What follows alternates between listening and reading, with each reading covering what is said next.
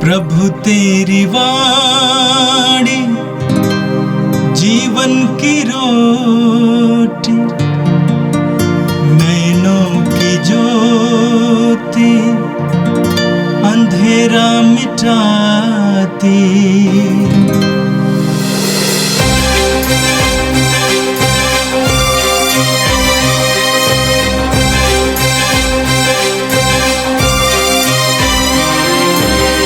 प्रभु तेरी वाणी जीवन की रोटी, नैनों की ज्योति अंधेरा मिटाती। प्रभु तेरी वाणी जीवन की रोटी, नैनों की ज्योति अंधेरा मिटाती। वाणी वाणी वाणी वाणी वाणी पवित्र है, शाश्वत है, जीवन का मन्ना है। 23 मई सोमवार। पहला पाठ प्रेरित चरित अध्याय 16 पद संख्याएँ 11 से 15 तक। त्रोअस से चलकर हम नाव पर सीधे सामोथ्रासिया, दूसरे दिन नेयापोलिस और वहाँ से फिलिप्पी पहुँचे। फिलिप्पी मकेदुनिया प्रांत का मुख्य नगर और रोमन उपनिवास है। हम कुछ दिन वहाँ रहे।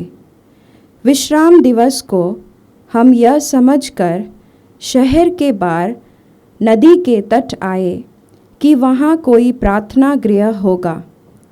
हम बैठ गए और वहाँ एकत्र स्त्रियों से बातचीत करने लगे। सुनने वाली महिलाओं में से एक का नाम लिदिया था और वह थियातिरा नगर की रहने वाली थी। वह बैंगनी कपड़ों का व्यापार करती और ईश्वर पर श्रद्धा रखती थी। प्रभु ने उसके हृदय का द्वार खोल दिया और उसने पौलुस की शिक्षा स्वीकार कर ली। सपरिवार बपतिस्मा ग्रहण करने के बाद लिदिया ने हमसे यह निवेदन किया, आप लोगों ने मना है कि मैं सचमुच प्रभु में विश्वास करती हूँ, तो आइए मेरे यहाँ ठहरिए।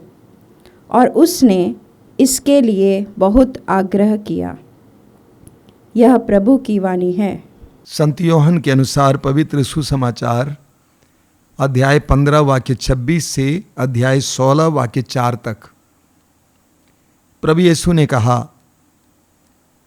जब वो सहायक पिता के यहाँ से आने वाला वह सत्य का आत्मा आएगा, जिसे मैं पिता के यहाँ से तुम लोगों के पास भेजूंगा, तो वह मेरे विषय में साक्ष्य देगा और तुम लोग भी साक्ष्य दोगे, क्योंकि तुम प्रारंभ से मेरे साथ रहे हो। मैंने तुम लोगों से इसलिए कहा है कि तुम विचलित नहीं हो। वे तुम्हें सभागृहों से निकाल देंगे। इतना ही नहीं, वह समय आ रहा है जब तुम्हारी हत्या करने वाला ये समझेगा कि वह ईश्वर की सेवा कर रहा है। वे ये सब इसलिए करेंगे कि उन्होंने न तो पिता को पहचाना है और न मुझको। मैंने तुम लोगों से यह इसलिए कहा है कि समय आने पर तुम्हें यह स्मरण रहे कि मैंने तुम्हें पहले ही सचेत किया था।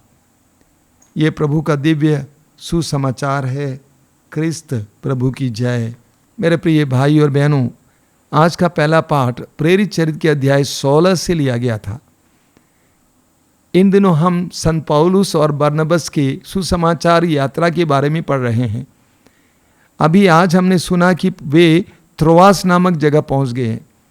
वहाँ पर एक नारी के बारे में बताया गया है। सुनने वाली महिलाओं में एक का नाम लुदिया था और वो थुआतिरा नगर की रहने वाली थी। वो बैंगनी कपड़ों का व्यापार करती और ईश्वर पर श्रद्धा रखती थी। प्रभु ने उसके हृदय के द्वार को खोल दिया और उसने पौलुस की शिक्षा स्वीकार कर ली। क्या लिखा हुआ है? प्रभु ने उसके हृदय का द्वार खोल दिया और उसने पौलुस की शिक्षा स्वीकार कर ली। विश्वास ईश्वर का वरदान है। किसी को भी हम जबरदस्ती विश्वास नहीं दे सकते हैं। जब तक ईश्वर उसके हृदय के द्वार को प्रभु के लिए नहीं खोलेगा तब तक वह प्रभु के पास नहीं आ सकता है। इसलिए प्रभु यीशु ने स्वयं कहा, जब तक पिता आकर्षित ना करें कोई भी मेरे पास नहीं आ सकता है। प्रभु यीशु ने पेतरुस से कहा कि पिता ने तुम पर यह प्रकट किया है। जब तक हमारे हृदय को ईश्वर ना प्रकाशित करे तब तक हम प्रभु के वचनों को समझ नहीं पाएंगे। आपने स्वयं सुना होगा, बार बार मैं प्रार्थना करता हूं, ये पवित्र आत्मा आइए हमारी बुद्धि को प्रकाशित कीजिए। जब तक पवित्र आत्मा हमारी बुद्धि को प्रकाशित नहीं करेगा तब तक हम प्रभु के वचनों को समझ नहीं पाएंगे, ग्रहण नहीं कर पाएंगे। पवित्र आत्मा हमारी बुद्धि को प्रकाशित करेगा तभी हम प्रभु के वचनों को सुन पाएंगे, समझ पाएंगे और ग्रहण कर पाएंगे। प्रभु यीशु स्वयं कहते हैं यूहन्ना के सुसमाचार के अध्याय 14 उसके वाक्य 26 में, पवित्र आत्मा तुम्हें मेरे संदेशों की याद दिलाएगा, स्मरण दिलाएगा। तो पवित्र आत्मा जब तक हमारे हृदय को ना खोलें तब तक हम प्रभु के वचन को ना सुन पाएंगे, समझ पाएंगे, ना ग्रहण कर पाएंगे। अब लुदिया के जीवन में प्रभु ने ऐसा क्यों किया? कारण है क्योंकि वह ईश्वर पर श्रद्धा रखती थी। लुदिया के हृदय को प्रभु ने क्यों पौलुस के वचन के लिए यानी ईश्वर के वचन के लिए खोला? क्योंकि वह ईश्वर पर श्रद्धा रखती थी। श्रद्धा का मतलब क्या होगा? ईश्वर की अधीनता को स्वीकार करना, ईश्वर के लिए समर्पित हो जाना, ईश्वर के सामने अपना सिर झुकाना, ईश्वर के अधीन होना, ईश्वर के लिए समर्पित होना। बाइबल पढ़ने वाले बहुत कोई हैं, बाइबल का अध्ययन करने वाले बहुत कोई हैं, बाइबल सुनने वाले बहुत कोई हैं, लेकिन सबके हृदय प्रभु के वचन के लिए नहीं खुलते हैं जब तक कि ईश्वर के अधीन नहीं होते, जब तक कि वे श्रद्धा नहीं रखते हैं। फरीसियों ने भी, प्रभु यीशु के ज़माने में धर्म गुरुओं ने भी प्रभु के वचन को सुना, लेकिन वे समझ नहीं पाए, न स्वीकार कर पाए, क्योंकि वे ईश्वर पर श्रद्धा नहीं रखते थे। नियम के ज्ञाता जरूर थे, लेकिन ईश्वर के प्रति समर्पित नहीं थे। उनके अंदर ईश्वर के प्रति वो भय नहीं था, उनके अंदर ईश्वर के प्रति श्रद्धा नहीं थी।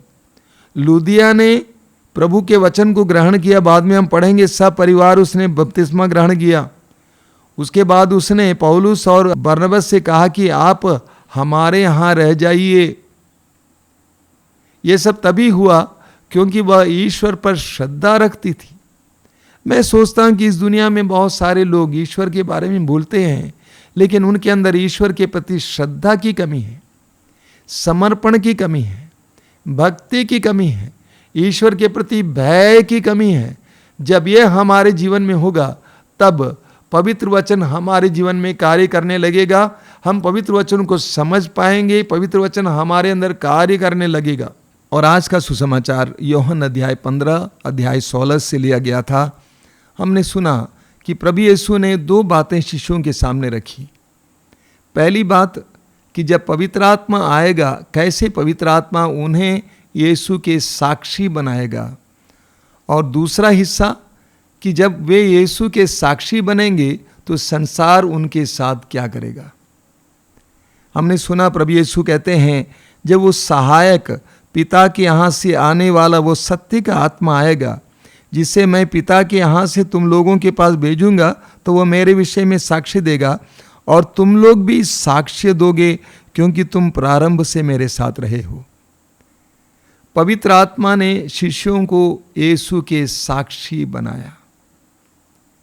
प्रभु यीशु कहते हैं प्रेरित चरित्र के अध्याय 1 उसके वाक्य 8 में, जब पवित्र आत्मा आएगा तो तुम्हें सामर्थ्य मिलेगा और तुम मेरे साक्षी बनोगे।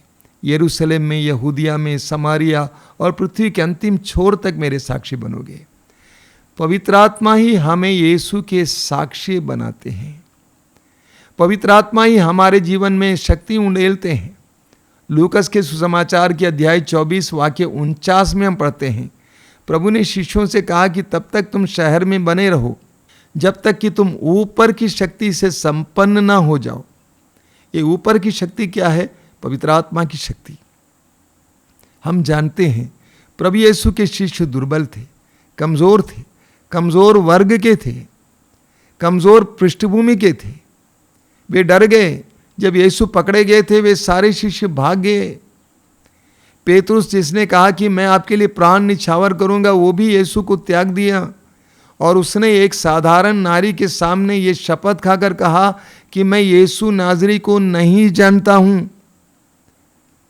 प्रभु यीशु जानते थे कि उनके शिष्य कैसे थे, लेकिन पेंतकोस्त के दिन के बाद, पवित्र आत्मा के उतरने के बाद प्रभु की प्रतिज्ञा की पूर्ति हुई और वे पवित्र आत्मा के सामर्थ्य से भर गए और वे यीशु के साक्षी बन गए। पेतरुस खुलेआम यरूशलेम मंदिर में हजारों लोगों के सामने खड़े होकर कहता है कि हम उनको जानते हैं, आप लोगों ने उन्हें विधर्मियों के हाथों दिया, विधर्मियों ने उनको मार डाला, लेकिन पिता ईश्वर ने उनको मृतकों में से जिलाया है, हम उनके साक्षी हैं। पवित्र आत्मा एक विश्वासी को साक्षी बनाता है। पवित्र आत्मा एक विश्वासी के अंदर सामर्थ्य भरता है। कई लोग यीशु के साक्षी बनना चाहते हैं, सुसमाचार की घोषणा करना चाहते हैं, तो उन्हें क्या चाहिए? पवित्र आत्मा के सामर्थ्य की जरूरत है। जब पवित्र आत्मा का सामर्थ्य आपके अंदर आएगा तो आप चुप नहीं रह पाएंगे। प्रेरित चरित्र से इन दिनों आपने सुना कि कैसे शिष्य एक जगह से दूसरी जगह जाकर सुसमाचार की घोषणा करते हैं, क्योंकि वे पवित्र आत्मा से भर गए थे। दूसरे हिस्से में आपने सुना कि संसार यीशु के साक्षियों के साथ क्या करेंगे। वचन में लिखा हुआ प्रभु यीशु ने स्वयं कहा, वे तुम्हें सभागृहों से निकाल देंगे। इतना ही नहीं, समय आ रहा है जब तुम्हारी हत्या करने वाला ये समझेगा कि वह ईश्वर की सेवा कर रहा है। संसार यही करेगा। संसार ने यीशु के साथ यही किया और संसार यीशु के साक्षियों के साथ भी यही करेगा। और ऐसा हुआ है। प्रारंभिक कलीसिया में करीब 270 साल तक शिष्य सताए गए, बहुत बुरी तरह से सताए गए। सम्राटों ने उनको मरवा डाला और वे सोचते थे कि हम जो कार्य कर रहे हैं सही कर रहे हैं। यीशु के साक्षियों के साथ ऐसा होता है। मेरे प्रिय भाई और बहनों, हमें डरना नहीं चाहिए। हमें पवित्र आत्मा के सामर्थ्य के लिए प्रार्थना करने की जरूरत है। हर विश्वासी को यीशु का साक्षी बनना है। हर विश्वासी यीशु का साक्षी है। हर मसीही यीशु का साक्षी है। हाँ, यीशु के साक्षियों को बहुत दुख सहना पड़ेगा, लेकिन हम अनंत जीवन के योग्य ठहराए जाएंगे। हमें एक ऐसा आनंद मिलेगा जिसमें जिस तरह शिष्यों ने दुख ग्रहण किया। कहा जाता है पेतरुस जब क्रूस पर लटकाया जा रहा था, पेतरुस ने कहा कि मैं इस योग्य नहीं हूँ कि मैं अपने गुरु की तरह सीधे लटकाए जाऊँ, मुझे उल्टा लटकाइए। क्या आनंद है! ये पवित्र आत्मा की देन है। हम प्रार्थना करें। प्रभु यीशु, धन्यवाद देते हैं इस समय के लिए, आज के सुंदर दिन के लिए। तेरी कृपाओं के लिए धन्यवाद देते हैं। धन्यवाद देते हैं तेरे पवित्र वचनों के लिए, तेरी चेतावनी के लिए। तू हमें सिखाता है पवित्र आत्मा तुम्हें सामर्थ्यवान बनाएगा, लेकिन संसार तुम्हारे साथ अन्याय करेगा, अत्याचार करेगा। हमें इन सारी बातों को स्वीकार करने के लिए कृपा दीजिए। आज के संपूर्ण दिन को हमारे लिए अनुग्रह का दिन बनाइए। प्रभु यीशु, इन वचनों को सुनने वाले मेरे भाई बहनों को आशीर्वाद देना। तेरा दाहिना हाथ उनके सिर पर रखना, इस समय उन्हें आशीर्वाद देना, उनके दुख को मिटाना, उनके दर्द को मिटाना। आज का संपूर्ण दिन उनके लिए आनंद का दिन बने। हमारी प्रार्थना को ग्रहण कर, आमीन। प्रभु तेरी वाणी जीवन की रोटी, नैनों की ज्योति अंधेरा मिटाती। वाणी वाणी वाणी वाणी